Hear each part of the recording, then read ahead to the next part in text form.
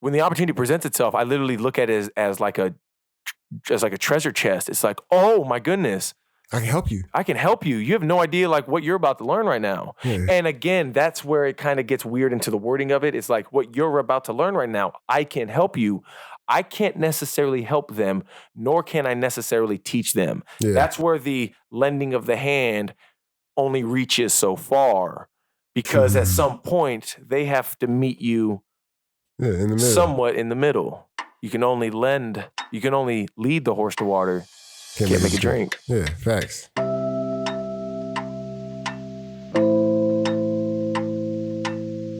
can talk about anything, though. Yeah. You know what I'm saying? At this point, let's go on the denouement. You know what a denouement is? No. Right. Denouement is what it looks like in English. It's the tail end. It's the resolution of any story. You know what's crazy? The denouement. That word sounds like this definition. Like literally. It's the denouement. Yeah. Like decrescendos. Just fade to black. Just decrescendos, fade to black, right. Yeah. I don't know. Is there any specific things you want to like talk about or? Yeah, like the workouts for sure. That it's not when you come into this, like use this time to talk as well as get in shape. Because just as you need to work out the physical, you need to work out the mental. Mm-hmm. And that's a big aspect of my growth. Like you helped me out of a dark place because of the discipline and stuff like that. It was like you extended your hand. You was there for a minute, but it was only my time when I was ready to grab it. I needed my own things and my own life to happen for me to able to take your hand and be like, all right. Because that's all I can do. I can only lend my hand. Yeah. It's up to you to reach out and say, all right, I'll take that assistance. Yeah. And with the people in your life, you now recognize that you're the lending hand to those that need that help. Yeah. And that's what matters. And that's how you know you become a man. It don't even have to be financial. It could be spiritual, emotional. All of it. And, yeah. And as of lately, I've been preachy. I've been hella preachy to my friends. And it's not because I want to. It's because I feel the need that I have to. Like if you come to me about an emotional topic that you feel the way you do, I have to say what I feel on it. Regardless, this is my perspective and this is what I'm getting from it. This is how I see it. So that's how you open up doors for people. So because you care enough about them to share your perspective on it. From your experiences, what have you gotten like out of working with multiple people? Like I know I can't be the only one that tells you about my problems. You know what I mean? Honestly, at 9 Round, it's one of the members, I have the screenshot still, she posted, great workout and therapy session with Mitch today.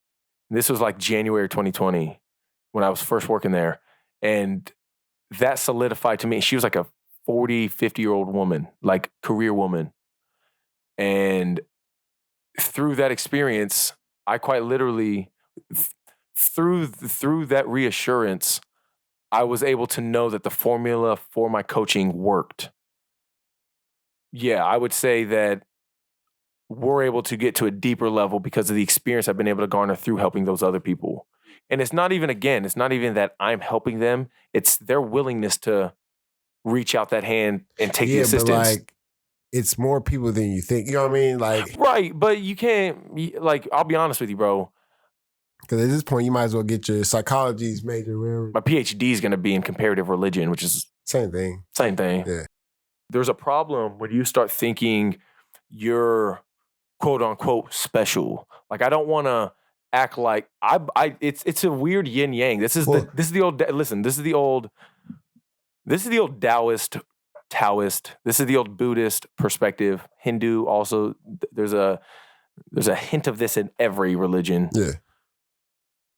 The contradiction of you being both the center of the universe but also nowhere near the center, that concept, is one that I think best describes the human condition. And by that I mean,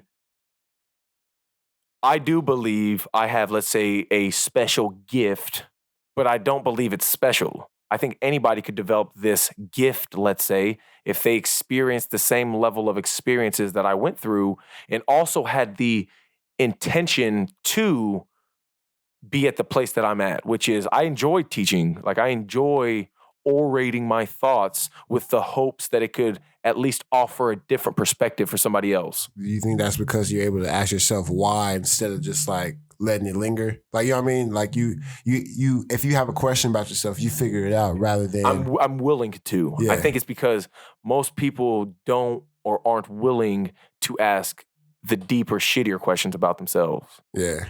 But since I knew that I had them, and I was like, well, I don't understand why I hurt this much. But so, because I've ignored that side so much, so now it's like, dive into that side, understand why you feel that way. Why The willingness. Yeah. It's the willingness. You're now willing to ask those questions about yourself. And like you said, that's the exact reason why I'm at least so comfortable in my skin. And through that comfort, I can authentically at least try to be my best self day in and day out. And through that daily attempt, I'm at least practicing what I preach. And if you can practice what you preach, and if your word holds weight, I think it's worthy of being said in most opportunities, in most situations. Yeah. Voltaire says, judge a man not off of his answers, but rather by the integrity of his questions. Yeah, like it was crazy is like now, like every time you post some like a quote on Snapchat, I low-key been trying to find my own. And like, you know what I mean? And there's one that really stuck with me. Like basically, I think Confucius said it when he was like, you hear a tree fall, but you don't hear it grow. So it's easier to destroy than it is to build something. I can't remember it. That's essentially it. That's genius. Yeah, you know what I mean? But either way, that let me know as a man to where it's like, don't everybody gotta see what you gotta do. You know what I mean? Just because you give a homeless man $3 don't mean it needs to be recorded or anything like that. You don't need to have that acknowledgement anywhere. You know what I mean? Right. You're just helping. You know what I mean?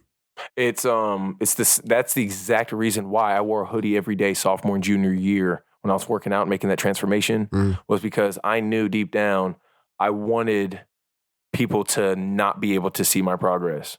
And it wasn't until like junior, senior year when I would finally start wearing short-sleeved shirts where I gained probably 15, 20 pounds of muscle where I was able to feel confident and content in my skin. I got a good question. Nice. Do you feel almost obligated to help people? When I say this, do you feel like you have some type of special lens where you see the right thing regardless, so you have to do that?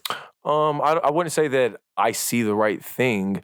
I think my bad. I didn't mean to word it like that. Right. More so like you know the right thing, like like in your soul, like to feel better almost. Right. So I get the gist of what you're saying. I just don't want to word it in such a way where I or anybody who is giving advice or is lending that hand is wholly dependable on their word.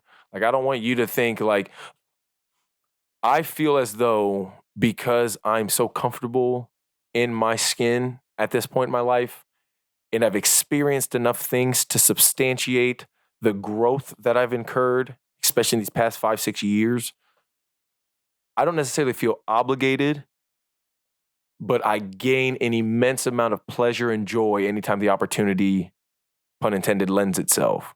Anytime I have the opportunity to help somebody out, it's literally like finding back in the day a king-size Snickers bar whenever you're going trick-or-treating at that random house. And it's like, they're giving us king-size Snickers bars. You know what I'm saying? You gotta go tell everybody else. You gotta tell everybody else. It's that legit. It's that when the opportunity presents itself, I literally look at it as like a treasure chest. It's like, oh my goodness. I can help you. I can help you. You have no idea like what you're about to learn right now. Yeah. And again, that's where it kind of gets weird into the wording of it. It's like what you're about to learn right now, I can help you. I can't necessarily help them, nor can I necessarily teach them. That's where the lending of the hand only reaches so far. Because at some point, they have to meet you somewhat in the middle. You can only lead the horse to water. Can't make it drink. Yeah, facts.